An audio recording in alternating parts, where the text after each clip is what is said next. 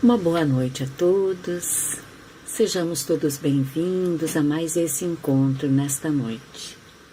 Feliz novamente por estar junto a este grupo tão especial que sempre nos convida para refletirmos o Evangelho de Jesus.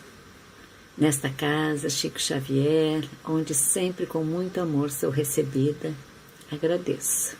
Eu sou Sandra Garcês, trabalhadora do Movimento Espírita, e falo hoje do município de Barra do Ribeiro, no Rio Grande do Sul, aqui pertinho de Porto Alegre. Para darmos início, então, às reflexões desta noite, eu convido a todos para que nos preparemos à prece de harmonização para esse encontro. Amigo Jesus, Tu que conhece a todos os teus irmãos, que aqui estiveste para preparar o caminho desta nova geração,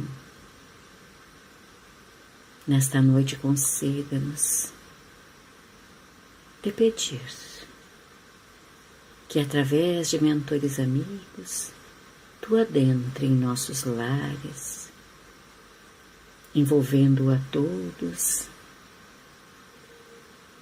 que todos sejam agraciados com a Tua luz, com as Tuas benesses de bálsamos fortalecedores e esclarecedores, e que nós estejamos perseverantes e firmes na caminhada terrena, até encontrarmos a Ti, que é a luz.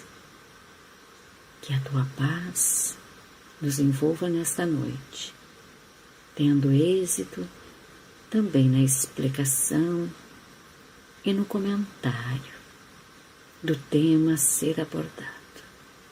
Muita paz e muita luz a todos nós. Hoje, nós vivemos num mundo onde tudo parece fora de controle e não nos damos conta de que é a minha imperfeição ligada à imperfeição do outro, do meu semelhante, que contribui para que isso esteja acontecendo. Nós somos seres espirituais temporariamente encarnados para desenvolvermos a sabedoria e a capacidade de amar. O objetivo da reencarnação é proporcionar experiências que contribuam com o nosso processo espiritual. Deus nos criou simples e ignorantes, mas com um potencial imenso a ser desenvolvido, o potencial divino, que nos incita a progredir intelectual e moralmente, para alcançarmos a perfeição. Como estamos em processo de aperfeiçoamento, todos nós estamos sujeitos a virtudes e aos vícios, os quais elaboramos e nos comprometemos para reentrar na reencarnação e burilarmos, nos melhorarmos para que nós não nos livremos deles, mas que nós trabalhemos eles em nós para a nossa melhora. Podemos definir virtudes como tendências comportamentais e cultivo de valores que contribuem para a nossa evolução espiritual.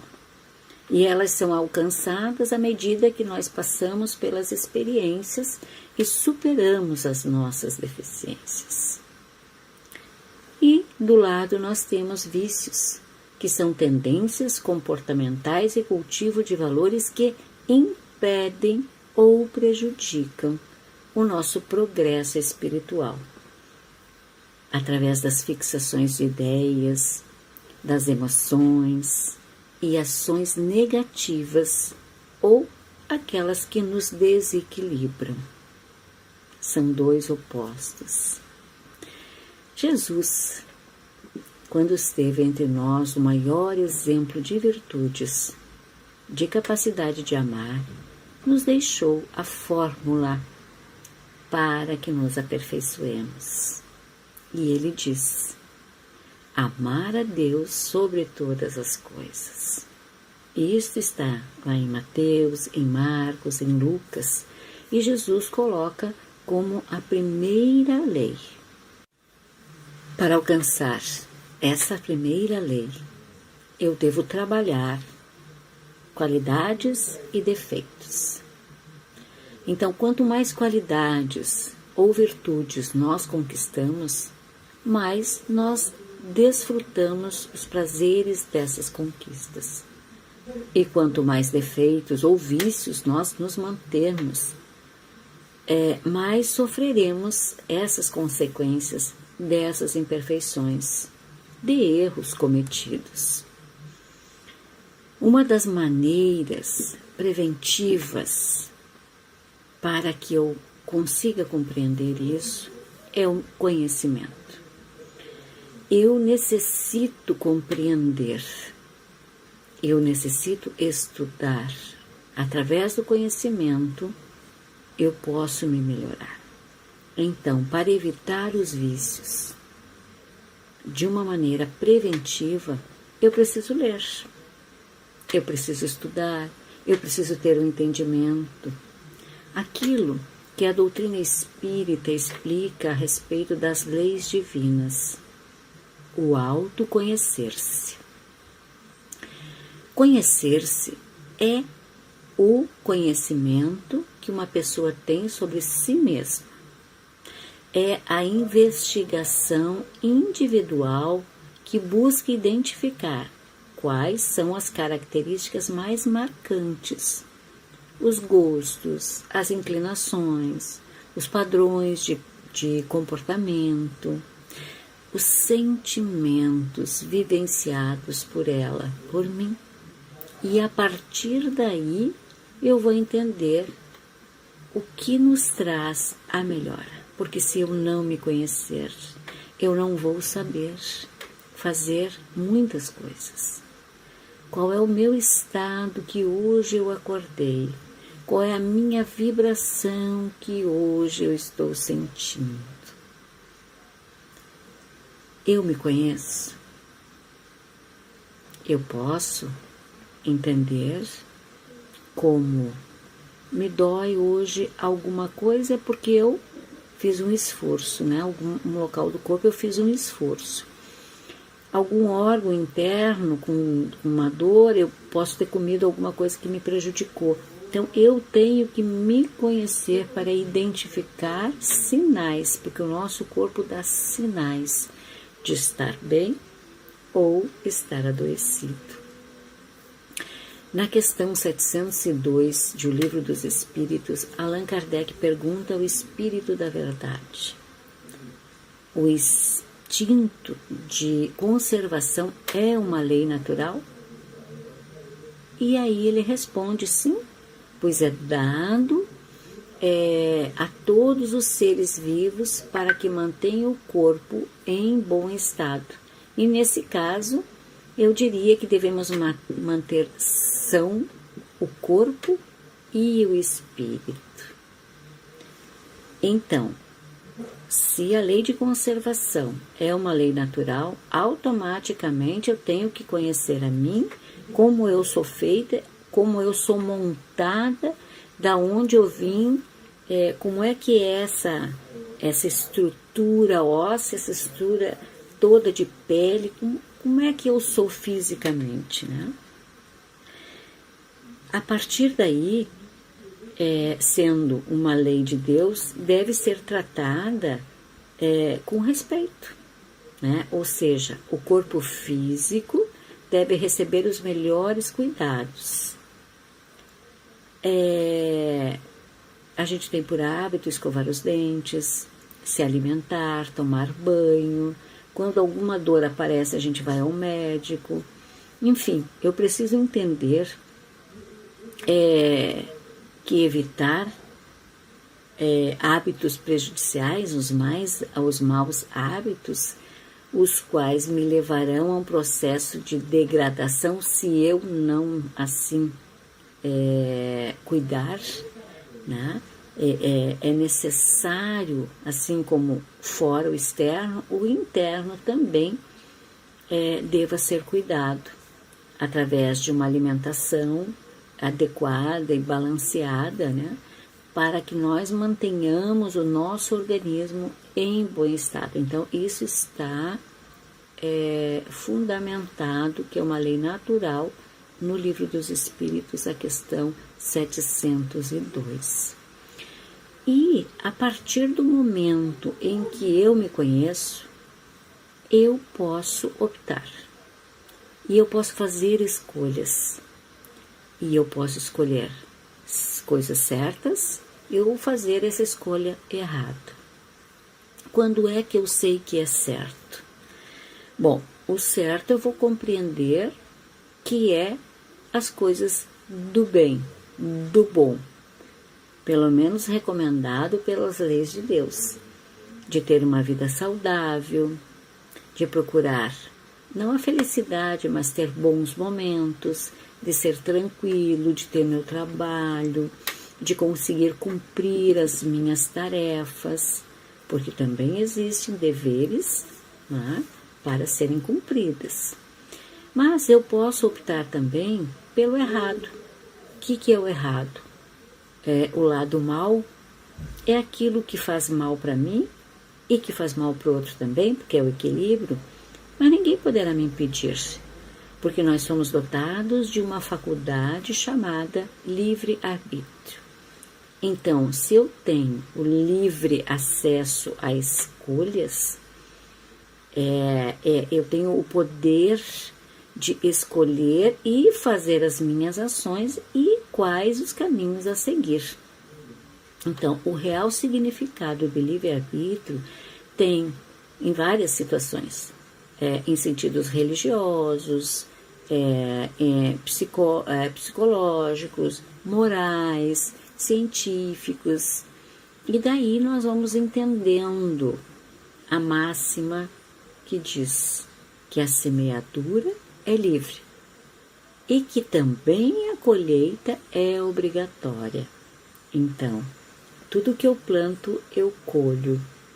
Aí nós entraríamos na lei de causa e efeito, que é lá do Evangelho segundo o Espiritismo, no capítulo 5.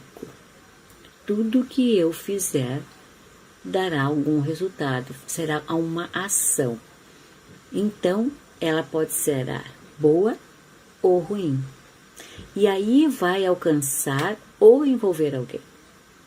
Porque tudo que eu faço reflete em alguém ou no universo, né? E é aqui que nós nos enquadramos. Quando Deus criou o corpo material, foi para que ele servisse de morada ao espírito para um determinado tempo. E esse tempo vai ser os cuidados ou não que a gente fizer dele. Então, quanto mais eu cuidar, melhor esta máquina vai me auxiliar para a minha caminhada. E eu tenho que cuidar, não prejudicando órgãos, nem afetando a minha saúde. Quando nós afetamos a saúde física, também nós afetamos a saúde espiritual. E aí nós temos as tendências a desenvolver vícios e também as virtudes. Vícios, que são comportamentos repetitivos, compulsórios e obsessivos que prejudicam a nós mesmos e que atingem também aquelas pessoas que nos cercam. Aquelas próximas, no nosso círculo familiar, no nosso trabalho, na nossa comunidade, na nossa escola.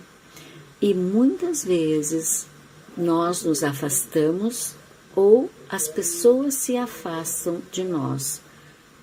Tudo conforme a situação em que acontece.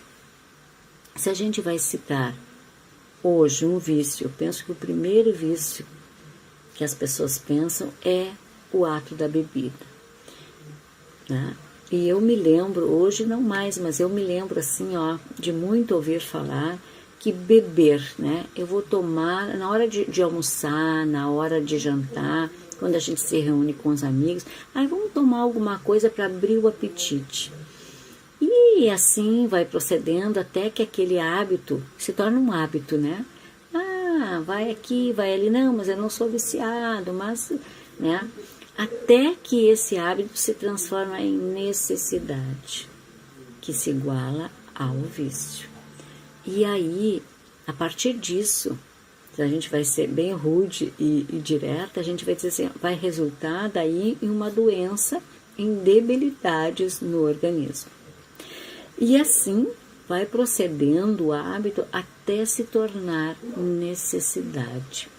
E quando essa necessidade aparece, eu já estou comprometido. Isso fisicamente. E espiritualmente? Vícios espirituais. A gente não se dá conta, mas a maledicência, aqueles comentários maldosos a respeito de alguém, ou na continuidade de que alguém falou, eu não falei mal, mas aquela pessoa falou e eu repasso e eu vou comentando com outra, né? E aí vai alongando aquilo, é maledicência, porque a gente tem ainda dotado de muita maledicência, né? Quando nós não nos valorizamos, nós desdenhamos, eu não sou capaz disso, eu não sou capaz daquilo, mas o outro faz tão bem e eu nada, eu não faço isso. Isso nós temos que começar a rever, pois os vícios são adquiridos na atual encarnação, através daquelas coisas prazerosas, que muitas vezes nós não nos damos conta, que nós fazemos repetidamente, sem sentir, sem perceber. São atos, são falhas, são movimentos que a gente, ao não se corrigir, aquilo vira uma bola de neve. Mas eu tenho que entender que um vício, ele pode ser somente um hábito a ser corrigido, e não ainda uma dependência, porque existe o vício dependência, né? Então, o vício tem a característica de não causar submissão total.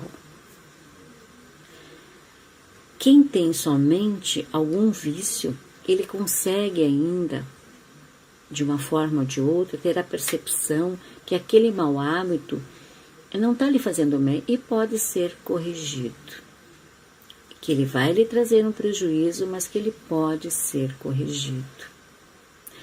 Já o dependente necessita completamente permanecer com aquele comportamento sendo totalmente submisso à situação. Eu não consigo, e às vezes, como a gente falou, nós nos isolamos ou nós nos abraçamos tanto à dependência e a gente não consegue abrir a mente e perceber isso para dar o salto para que a gente possa estar melhor e nos livrar disso. Os vícios materiais, que comumente nós associamos a ideia de vícios, à dependência, ao uso de bebidas alcoólicas, às drogas, ao jogo, tudo isso vem no primeiro momento na nossa mente, mas sem perceber nós temos outros. Vamos ver. Aqueles que a gente acha que não é, mas é. O sexo desregrado. O uso sem controle da internet, das redes sociais, aqueles joguinhos digitais lá que nós ficamos horas Aliás, eu pensei que eu estava até viciada, porque tem alguns jogos que é tão prazeroso que me deixa ali e eu perco horas a fio de não produção. E essa produção me faz tão mal, me leva para eu pensar que eu usei 2 ou 3 horas inutilmente da minha vida. Temos também apostas. A gente sabe de pessoas que vivem de apostas para ganhar, para ganhos, porque isso, todos esses vícios, todos são ganhos que a gente gostaria, né? Os medicamentos, aqueles que a gente pensa que, para sanar isso eu preciso daquela remédio, daquela medicação. Então, nós usamos isso como desculpa para algo. Nós nos habituamos, aliás, a reclamar e fazer coisas que não são boas, como talvez uma fuga, ou para entendermos algo que não passa na nossa mente ainda, ou para preencher aquele tempo. Existem também os vícios morais, que são os que regulam o espírito. E também vem cheinho e recheado daqueles outros que a gente citou agora, dos materiais, mas que são morais. Tais como egoísmo, a inveja, o ódio, o orgulho. Sentimentos que nós carregamos, que parece que viemos liados, envolvidos com esses sentimentos. E aí é que está o objetivo, o burilamento disso, né? A necessidade de transformação da melhora, onde os pensamentos e os sentimentos, eles são tão exagerados que não podem ser controlados. E esse descontrole atrai energias negativas, provocando em nós uma auto-intoxicação fluídica, que quando isso adentra o organismo, ele cria um campo energético propício para a instalação das moléstias, das dores, das doenças, das debilidades, né? E da mesma forma, ele irá fragilizar os órgãos. E aí abre as portas para aquelas doenças chamadas psicossomáticas, as que são as desordens emocionais ou psiquiátricas, as que afetam o mau funcionamento do nosso corpo, né, dos nossos órgãos, além também daqueles que causados pela má alimentação. Então, nós temos sempre concorrentes, né? Quando eu me alimento erroneamente, tudo que eu exagero, eu prejudico o meu organismo. Mas tudo que eu também elaboro na minha mente, eu prejudico a minha vida, o meu ser. Né? O vício vai além do que já citado. São hábitos que a sociedade vem praticando e não percebe que estão sendo usados para alimentar um vazio emocional.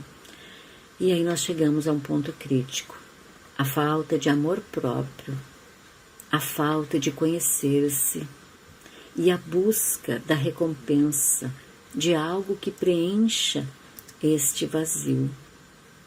Este vazio existencial é uma condição patológica de consequências graves e que aparece de modo cada vez mais comum. E ainda ele vai afetando a todas as pessoas, mas principalmente hoje a gente vê nos jovens.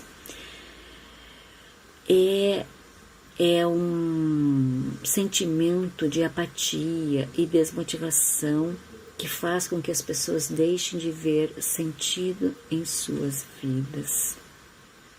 E há muitas causas para a sensação do vazio, que podem ser as desilusões amorosas, o excesso de trabalho, os transtornos psicológicos. E esse problema não é novo, ele já vem sido estudado. E ele tinha o nome de neurose coletiva. Mas lá em 1955, Carl Jung, ele nominou como vazio existencial. E esse vazio aparece como um sentimento de que as experiências que se vive não têm sentido, que essa vontade desaparece, que a vida fica vazia de significados, o que se faz não tem sabor, que a vida fica monótona, né? É um mal-estar intenso, imenso, toma conta da gente. E é por isso que saúde não significa a ausência de doenças conhecidas. A saúde é um estado de energia, de desejo de viver, de ser melhor, e está ligado à forma de como eu lido com a minha vida. Então, quando a gente se aperceber desse problema, buscar ajuda é fundamental. Porém, nós temos que identificar em nós os pequenos e mais conhecidos sinais ou os sintomas. E dentre eles nós vamos relacionando, porque isso é uma colcha de retalhos. O egoísmo, quando nós pensamos só em nós mesmos e esquecemos que todos têm direitos e necessidades iguais. E que a gente faz prevalecer a nossa vontade.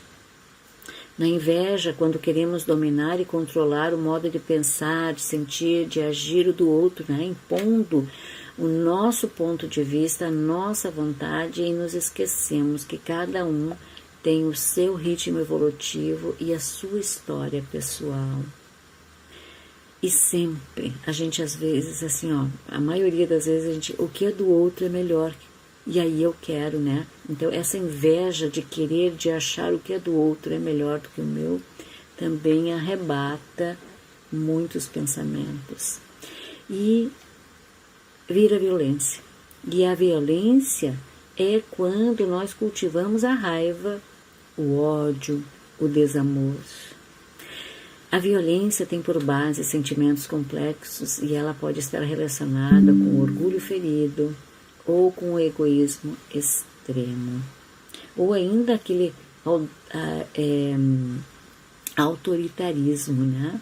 Principalmente quando a gente tem dificuldade de amar, dificuldade de perdoar o outro e ainda, vamos além disso, dificuldade de perdoar a si mesmo. Nós podemos citar ainda a vaidade, aquela excessiva, porque vaidade é bom, mas tudo que é excessivo não é. O medo exagerado, a minha desvalorização, enfim, uma série de vícios morais. Não vamos deixar de fora o tão conhecido orgulho, onde nós temos dificuldade de admitir as nossas falhas e fraquezas. E queremos ser melhores do que os outros. E não é assim, somos todos iguais e todos estamos em busca de um mesmo objetivo. Então, e ainda dentro desses vícios que Kardec nos coloca, né, nos aponta, eles geram ao entorno de nós tantos outros, como a arrogância, a maledicência, a inveja, o ciúme, o melindre, o personalismo. E aqui a gente parece assim, nessa sequência, né? A gente parece que todos são uma coisa só, mas não são. Nós deveremos, de imediato, a obrigação de corrigir um a um, pois se eles existem, há de ter algo para melhorar, né? Todo ele. E aí, quando nós conseguimos enxergar e aceitar as nossas falhas, nós vamos percebendo que ninguém é perfeito e que as imperfeições fazem parte do trilhar evolutivo da humanidade. E quando nós conseguimos entender o que se passa conosco e aceitamos e identificamos isso, esse processo, né? Nós teremos condições sim de transformar pensamentos, atos e ações. Enfim, até levantar, após levantar, né, tantas falhas e verificar que todas fazem parte da nossa caminhada, e esse é a busca da melhora para podermos galgar em busca de um mundo melhor.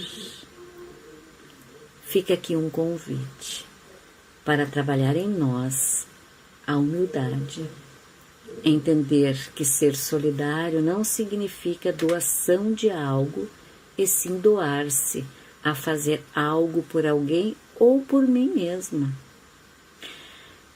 Ter a sensatez ao ouvir, ao julgar, ao observar o outro. A história, pelo menos, tem duas versões. Não vamos logo julgando. Compreender que depois que o medo passa, nós nos tornamos mais fortes e corajosos, e que aquele foi um momento de entrar no desconhecido, e que o desconhecido nos apavora. E que muitas vezes exacerbamos, elevamos mais a tristeza e a maldade do que a alegria e o bem, sem, por nesse momento, compreender que o bem sempre foi superior, mas que ao nós abafarmos ele, o outro se destaca, né? E nós valorizamos mais aquilo que mais falamos. Mas nós podemos nos valorizar muito mais, nos conhecer e observar tudo ao nosso redor, porque nós somos luz. Nós somos luz em busca do amor, de amor. E para buscar o amor, eu tenho de me melhorar, porque o amor será o resultado daquilo que nós vivenciamos, daquilo que nós praticamos. Lembrar que todos fomos criados simples e ignorantes, porém a semelhança do Pai. Se o Pai é a perfeição, e agora estamos trilhando uma caminhada de aprendizado, e os momentos são de momentos bons, então existe o amor real. Esse amor que ainda desconhecemos, porque não estamos habilitados para isso. Há de ter outros mundos melhores, mas a partir do momento em que eu compreender essas pequenas facetas que eu ainda tenho de melhorar. Que diariamente nós possamos repetir a prece da serenidade, aquela que nos fortalece. Quem não a conhece? Vamos reconhecer que os vícios e as paixões decorrem da nossa carência espiritual. Que nos modificarmos para melhor exige esforço e dedicação diária. E aí eu devo aprender a agir com equilíbrio. E principalmente, que o espírito pode libertar-se de todos os vícios e paixões que possui, caso realmente queira. Nós necessitamos de mais amor. E esse é um convite. Vamos buscar, vamos nos olhar, vamos transformar tudo aquilo que temos no nosso interior para a direção do bem, do bom e da felicidade, porque a felicidade são momentos bons diários. Agradecemos a oportunidade de estar participando desse encontro e adentrando nos lares dos irmãos. E aí, finalizamos então com a prece, aquela que diz: concedei-nos, Senhor, a serenidade necessária para aceitar as coisas que não podemos modificar. Coragem para modificar aquelas que podemos. E sabedoria para distinguir uma das outras. Que a paz do Mestre nos envolva hoje e sempre. Que assim seja.